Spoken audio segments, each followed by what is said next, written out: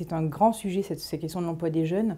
Je pense que déjà, la première priorité, c'est de travailler peut-être sur ces jeunes peu diplômés, hein, qui aujourd'hui n'ont pas les moyens, entre guillemets, de correspondre, de se vendre à l'entreprise. Tous ces jeunes peu diplômés, on les retrouve à un moment donné sur le marché de l'emploi. Et qu'effectivement, ils ne sont pas tous égaux sur ce marché de l'emploi. Ces jeunes sont accompagnés souvent par de multiples structures.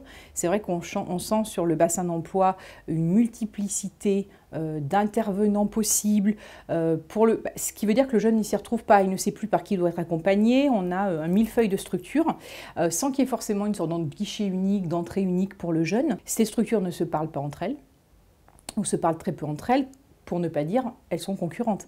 Elles sont concurrentes sur les fonds publics. Évidemment, puisqu'elles vont toutes faire une chasse à la subvention et du coup, elles vont toutes faire une chasse au nombre, pour pouvoir afficher à la fin de l'année, j'ai sorti tant de jeunes, etc.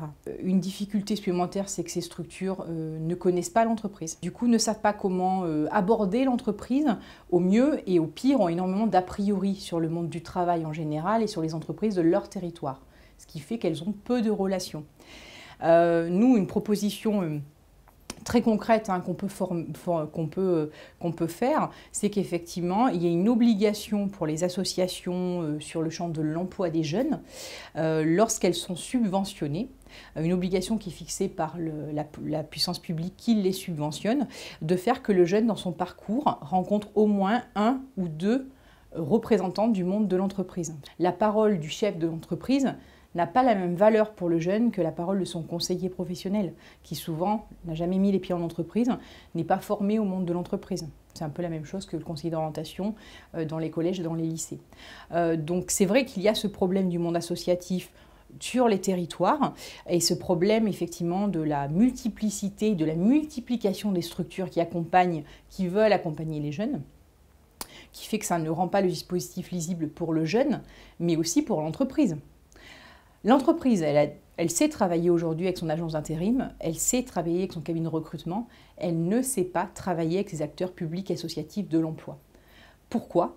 Parce que ces acteurs, voilà, c'est un monde qui est compliqué pour l'entreprise. Que fait une mission locale? Que fait un pli? Que fait une maison de l'emploi? Que fait une structure sur le territoire comme la FIGE, etc. Pour l'entreprise, effectivement, c'est la meilleure façon de fermer la porte en disant voilà, moi je ne comprends pas ce qui se passe, je ne comprends pas qui fait quoi et je ne travaille pas avec ces acteurs-là.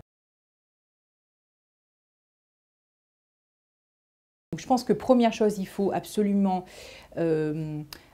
clarifier les choses, éviter la multiplication des acteurs, ou alors si on a plusieurs acteurs, il faut définir des champs. Il faut aussi obliger ces acteurs à travailler ensemble. Il faut, deuxième chose, que ces acteurs soient formés à ce qu'est le monde de l'entreprise, ce que sont les entreprises.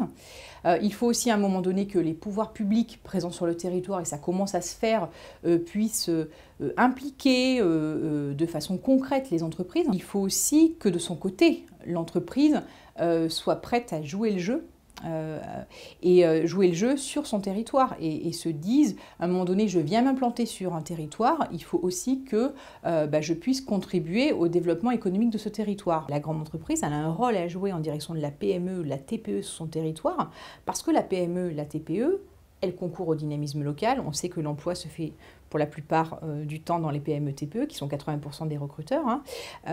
Ces PME-TPE, ce sont souvent des sous-traitants, des fournisseurs, des clients de nos grandes entreprises. Une TPE, une PME, elle n'a pas de grille de recrutement, elle ne sait pas faire, elle n'a pas le temps d'aller voir une mission locale, d'aller voir, etc. Donc aujourd'hui, il y a sans doute un acteur qui peut rentrer dans ce binôme qui est la TPE-PME et l'association du territoire, qui est la grande entreprise, qui peut, de par son expérience, de par le temps qu'elle peut y consacrer, aider davantage la PME, la TPE à recruter localement.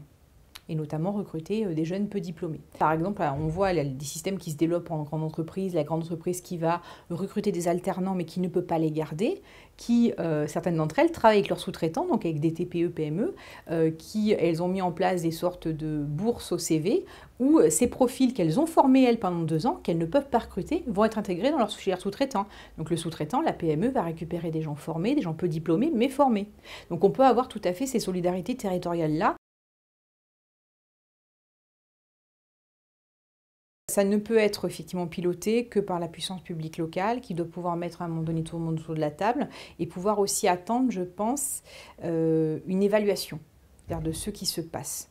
À un moment donné, quand on reçoit de l'argent, on doit aussi, voilà, quelque part rendre des comptes et être évalué. Et ça, c'est le rôle de la puissance publique, de mettre un certain nombre d'indicateurs d'évaluation de ce qui se passe en matière d'emploi des jeunes sur le territoire. Et puis, la puissance publique a un rôle aussi de mobilisation des entreprises et de pouvoir faire un tour de table avec les entreprises et les associations. Et on sait très bien que quand c'est une collectivité territoriale qui est la puissance invitante, les entreprises seront là. Je pense que la puissance publique a vraiment un rôle à jouer en termes d'innovation. Je pense qu'il faut innover sur la question de l'emploi des jeunes. Il n'y a pas de recettes toutes faites. S'il y avait des recettes toutes faites, on se servirait de ce qui se passe bien sur quelques territoires pour l'appliquer ailleurs. Ça ne marche pas comme ça, malheureusement. Donc il faut créer des projets innovants. La gouvernance locale a vraiment ce rôle-là, de pouvoir fédérer, de pouvoir impulser, de pouvoir proposer des choses innovantes et d'évaluer ce qui se passe aussi à un moment donné. Il faut rationaliser, mais pour évaluer derrière.